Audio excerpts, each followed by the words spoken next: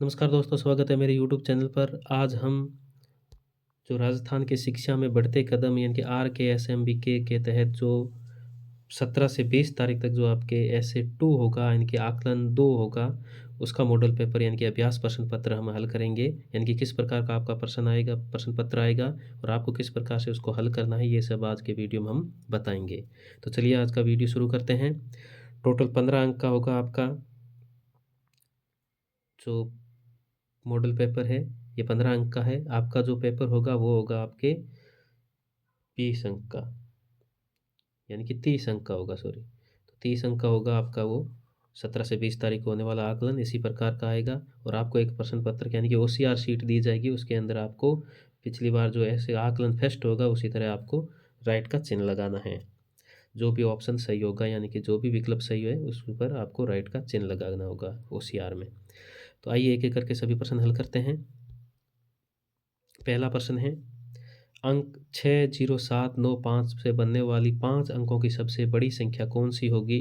तो यहाँ हो जाएगी यानी कि इस 5 अंकों की ये सभी संख्याएं।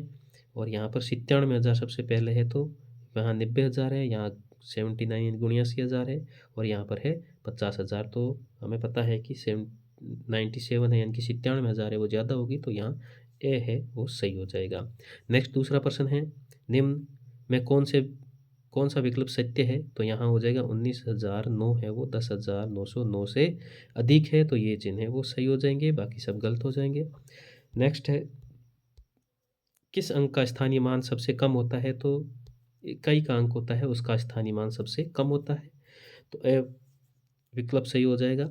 चौथा प्रश्न है, पूर्णांक 39 का -39 का प्रवर्ती यानी कि पीछे वाला जो पूर्णांक होगा वो कौन सा होगा? तो ये हो जाएगा -40। नेक्स्ट है, सबसे छोटी अभाज्य संख्या कौन सी होगी? तो यहाँ सबसे छोटी अभाज्य संख्या हमेशा 2 होती है। छठा प्रश्न है, सभी संख्याओं का एक गुणनखंड है? तो यहाँ एक होता है, वो हर संख्या का अपना आप में एक गुणनखंड होता है। नेक्स्ट सातवां प्रश्न है, 210 इंटू 5 का मान किसके समान है? यानी कि इन ऑप्शन में से यदि 210 को 5 से गुणा करते हैं तो 1050 आता है, तो इनमें से कौन सा ऑप्शन है उसका मान भी 1050 आएगा? तो यहाँ ये हो जाएगा अ नंबर ऑप्शन सही हो जाएगा, क्योंकि 200 प्लस 10 यानी कि 210 हो गए, और इसको हम गुणा करेंगे 5 से तो ये भी 1050 आएंगे, तो अ है वो सही हो जाएगा। नेक्स्ट आठवां प्रश्न है, एक होटल में एक दिन में 350 थाली भोजन खाया जाता है। यदि एक थाली भोजन का औसत मूल्य 120 रुपये हो तो होटल की एक दिन की आय कितनी होगी? यानी कि एक थाली का रुपये 120 रुपये हैं, तो 350 थाली का कितना होगा? तो 350 को हम 120 से गुणा कर देंगे तो 4200 रुपये आ जाएगा, तो यहाँ अ ऑप्शन सही हो जाएगा, 42,000। नौवां प्रश्न है, भागफल के रूप में 8 प्राप्त करने के लिए 72 को किस संख्या से विभाजित किया जाना चाहिए? तो यहाँ हो जाएगा 9, यानी कि हम 72 में 9 का भाग देंगे तो हम भागफल 8 आ जाएगा।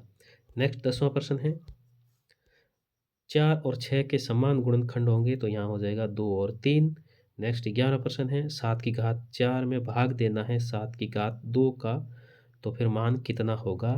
तो यहाँ 7 की घात 4 का मतलब होता है 7 को 4 बार गुणा करना, 7 इंटू 7 इंटू 7, तो ये मान हो जाएगा 7 की घात 4, और इसको बट्टे के अंदर लिखना है 7 की घात 2 यानी कि 7 इंटू 7। अब इसको हल करना है तो 7 से 7 कट जाएंगे, 2 7 से 2 7 कट जाएंगे, पीछे 2 7 बचे, तो 7 को 7 से गुणा करेंगे तो आएंगे 49 यानी कि 49, तो यहाँ 49 हो जाएगा आंसर इसका। तो 11 प्रश्न का आंसर हो जाएगा 49। नेक्स्ट 12 प्रश्न है, चाय का मूल्य चीनी के मूल्य से 6 गुने से 15 रुपये अधिक है। यदि चीनी का मूल्य x रुपये है तो चाय का मूल्य ज्ञात कीजिए। अगर चीनी का मूल्य x रुपये उसने दे रखा है तो यहाँ हो जाएगा, यानी कि चीनी का मूल्य x है, चीनी का मूल्य कितना है यहाँ x है, बराबर x, तो चाय का मूल्य कितना हो जाएगा? तो चाय मूल्य इसने बता रखे हैं कि चीनी के मूल्य से 6 गुने से 15 अधिक है, यानी कि चीनी का मूल्य x है तो 6 गुणे हो जाएंगे 6x, और उससे भी 15 अधिक है तो प्लस के 15, यानी कि ये हो जाएगा 6x प्लस 15। तो ये हो जाएगा 6x प्लस 15 पे ऑप्शन है वो सही हो जाएगा। तो यहाँ हो जाएगा बहुत सही। 13वां प्रश्न है भिन्न 1/4 को प्रतिशत में लिखिए। तो 1/4 को हम 100 से गुणा कर देंगे तो 25% आ जाएगा, ऑप्शन ब सही हो जाएगा। 14वां प्रश्न है एक आयताकार खेत का क्षेत्रफल 100 वर्ग मीटर है और उसकी लंबाई 20 मीटर है, तो खेत की चौड़ाई होगी। तो यहाँ आयताकार क्षेत्रफल है उसका 100 वर्ग मीटर है, उसका क्षेत्रफल और लंबाई उसने दे रखी है 20 मीटर, तो इसकी चौड़ाई हमें ज्ञात करनी है। तो 14% का हल ये हो जाएगा।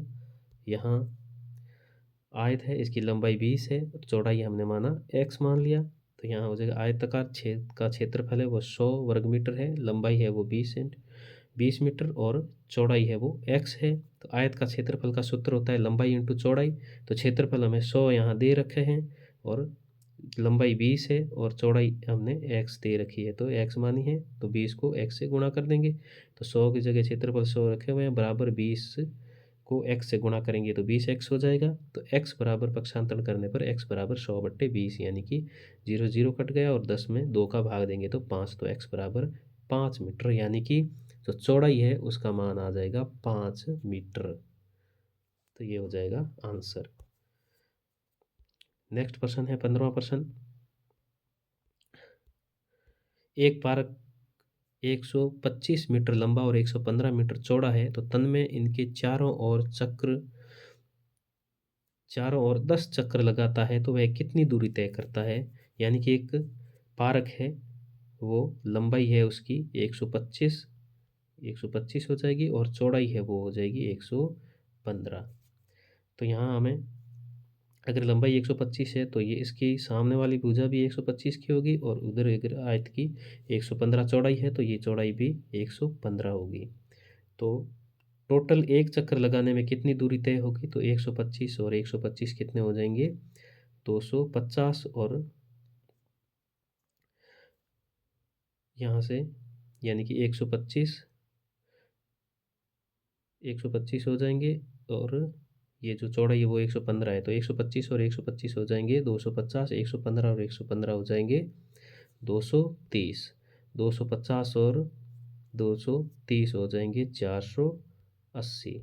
अब 480 मीटर एक चक्कर लगाने में ये दूरी तय होगी। तो इसी प्रकार 10 चक्कर लगाएंगे तो 4800 यानी कि 4800 मीटर हो जाएगा। तो इसका आंसर हो जाएगा 4800 और सही हो जाएगा। तो दोस्तों ये था कक्षा 8 का राजस्थान की शिक्षा में बढ़ते कदम यानी कि RKSMB के तहत लिया जाने वाला जो पेपर है आकलन 2 का मॉडल पेपर अभ्यास प्रश्न पत्र। तो इसका हल है, तो इसी प्रकार आपको प्रश्न पत्र हल करना है। तो अगर मेरा वीडियो अच्छा लगा है तो लाइक और सब्सक्राइब ज़रूर करें। धन्यवाद।